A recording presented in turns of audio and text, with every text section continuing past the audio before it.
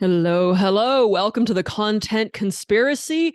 I'm Andrea Dell, and I'm excited to help you, a mission-driven entrepreneur, boost your impact and income by upping your content game.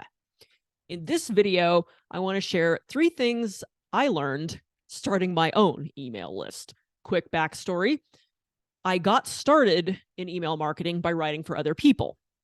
I had studied it on my own up until then and was plotting and planning, conspiring, how I was going to make money with my own list. And then I started getting copywriting clients with a lot of emphasis on email marketing. That's not all I did or all I do, but it's the bulk. And I just got busy with that. And it was always in the back of my mind to start my email list, but I just didn't make it a priority. It wasn't paying the bills. I was having fun writing for other people. Then I got to this point where I thought, it's time to do this for myself for a lot of reasons. Clients come and go, stuff changes, even clients you have great relationships with. Please take note if you have clients of any kind, especially if you are a service-based business, right? That's typically what clients are, right?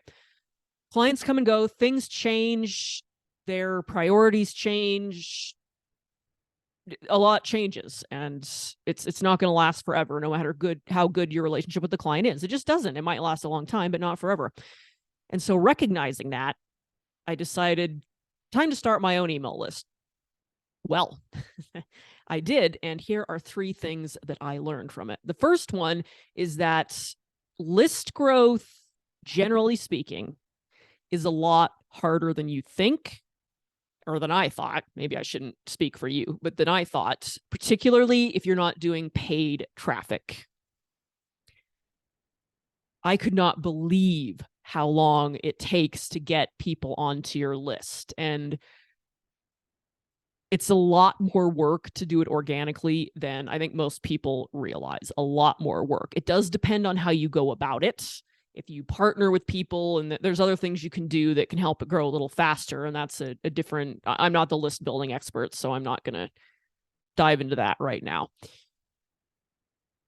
But generally speaking, it can take a lot, and often does take a lot longer than you think. So the idea of building 100,000 person list full of piping hot leads who buy everything you want, there's a lot more to it than you might think based on some of the marketing to sell email marketing that is out there. So that's the first thing that I learned. I'm going to consult my notes here.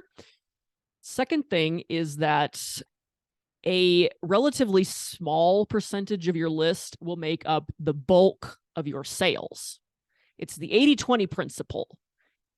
I'm sure you've heard of it. If you haven't, it can be summed up like this. 80% of results come from 20% of what you're doing or who it is. So there's 80% of the results come from 20% of something. In this case, 80% of sales come from 20% of the list. And it's going to be that core, piping hot, has a great relationship with you, likes what you do, likes the stuff you sell. They benefit from it. Sometimes they might buy it just because they like you. Not the only reason, but that can become a factor. And so the idea is that the more people you get on your list, then the bigger that 20% of your list gets, right? Because 20% of 1,000 and 20% of 100,000, that's a pretty big difference in the number of people.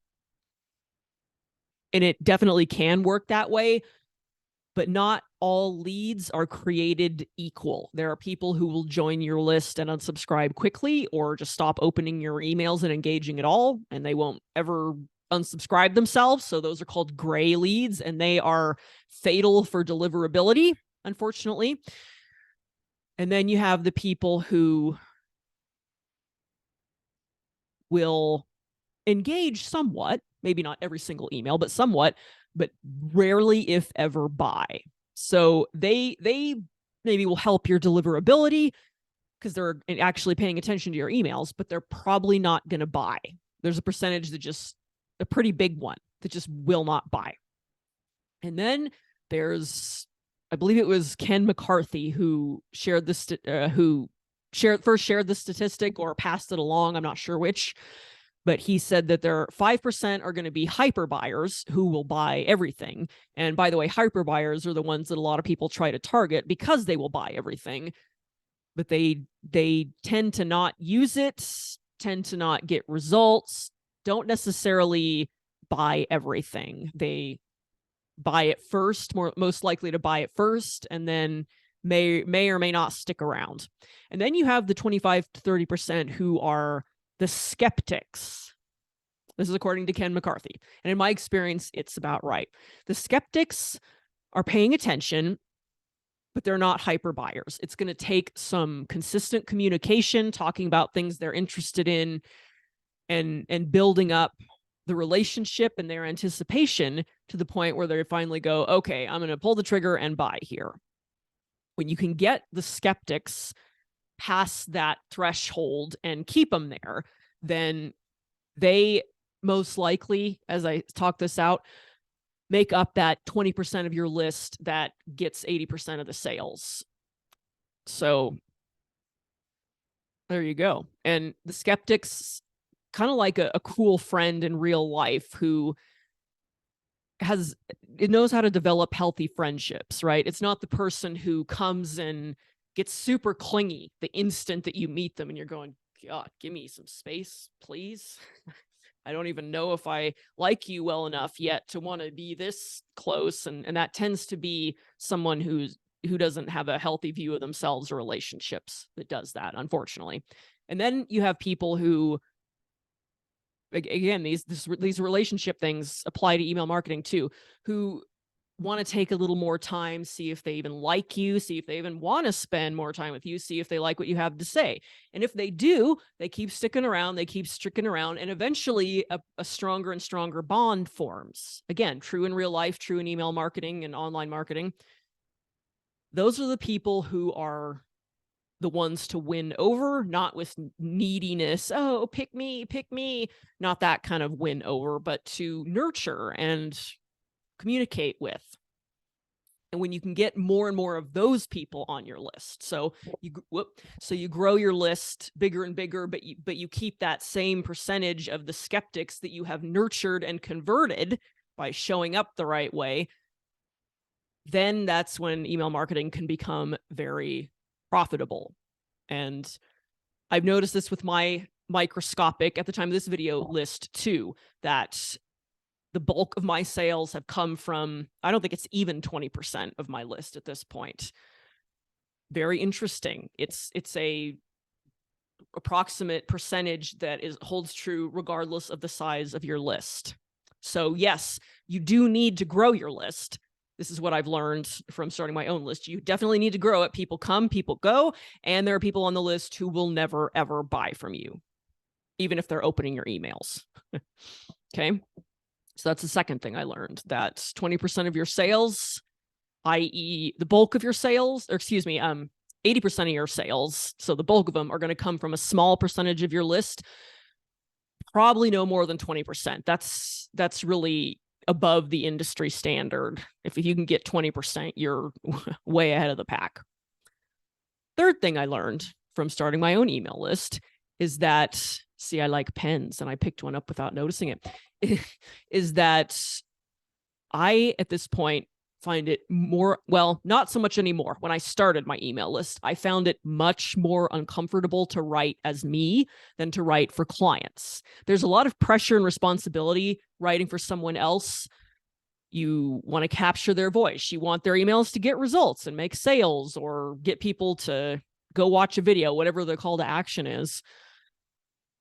But there's a certain safety in it because it's not literally you who's front and center in front of the audience, who knows it's you and is watching your every move. If someone gets criticized, or if you get criticized, it's coming to you. If your client gets criticized, they take the brunt of it. They might talk to you about it. It depends on how it is. If it's just some troll, they're not going to. But if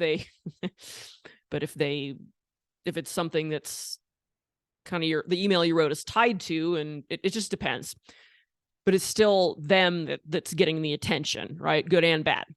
If it's your email list, your voice, You're the one getting the attention, the criticism, the compliments. So you get the whole buffet, for better or worse, which it's often both in some cases.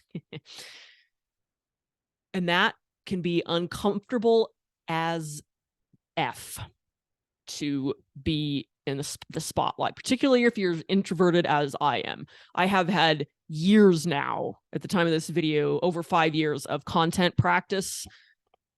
So, and putting myself out there in some way in live videos and videos here now. I'm coming here and posts on my Facebook page, my personal profile, that are unedited, that are just, I call them first draft is the only draft. So and then a couple of communities I'm in, I will coach and go live. So I have experience now being the center of attention in a lot of ways, and it's extremely uncomfortable. Less so now, but it has been extremely uncomfortable compared with writing for a client. So that's something to think about if you happen to be, well, if you happen to be needing to put yourself out there to grow your business, or you're a copywriter or a ghostwriter who's writing other people's voices. If you decide to put yourself out there, you're probably going to notice the same effect, that, yeah, this is kind of uncomfortable. More so than I thought. With time and practice, it will get better. That's my experience. But yeah. Another thing I learned from starting my own email list. So to recap, 3 things I learned from starting my own email list. Number 1, it is a lot harder to grow your list than I thought. I knew it would take longer without paid traffic, but with organic traffic, it's, so far anyway, like pushing a car uphill, which I'm not physically capable of doing, but it oh my gosh, this is going to take forever kind of feeling. So something to think about, be aware of. And I have some other list building strategies that I'm getting ready to deploy, all organic so far, and we'll see how those go. Maybe I'll have a future video for you on that. Second thing I learned from starting my own email list, and for some reason I have a mental block on this one. There it is. A small percentage of your list will make up the bulk of your sales. So you need to get the right people on your list, build a relationship with them, and then grow your list in general, because people come, people go. You need as many of the right people on there as you can get. And that takes work to keep your list, even maintain it, much less grow it.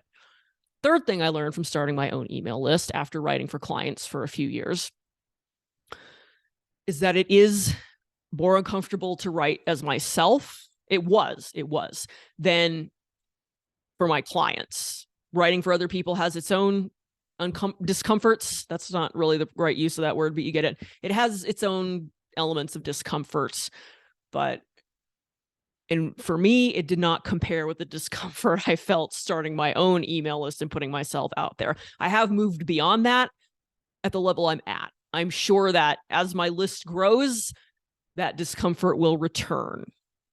That tends to be how discomfort works as our comfort zones grow. There you go. Hope you enjoyed this. And if you have a list, thinking of starting a list, or maybe you're just on social media, although I'm always a big fan of email lists, I have something that can help you cut through the noise, because we are saturated in content between platforms like YouTube, streaming TV, and just, it's all over the place. People are saturated. So it's more important than ever to cut through all that like a laser, not be the loudest or even the person who's everywhere. That can work, but to be the most precise with your content. And that is what can help you stop the scroll, even with this sea of content going everywhere. I've got something to help you with that. It's called 7 Ways to Stop the Scroll. I've got a link in the description of this video on my channel, or you can just go to my website. That's where all the links will take you. AndreaDell.com. That's my first name, my last name, Dell, like the computer brand, AndreaDell.com. You'll see it right away and be able to sign up and get that delivered to your email. Remember to check junk or spam, and you will need to confirm your email address to get it. Thanks so much for watching. Appreciate you, and I'll see you in the next video.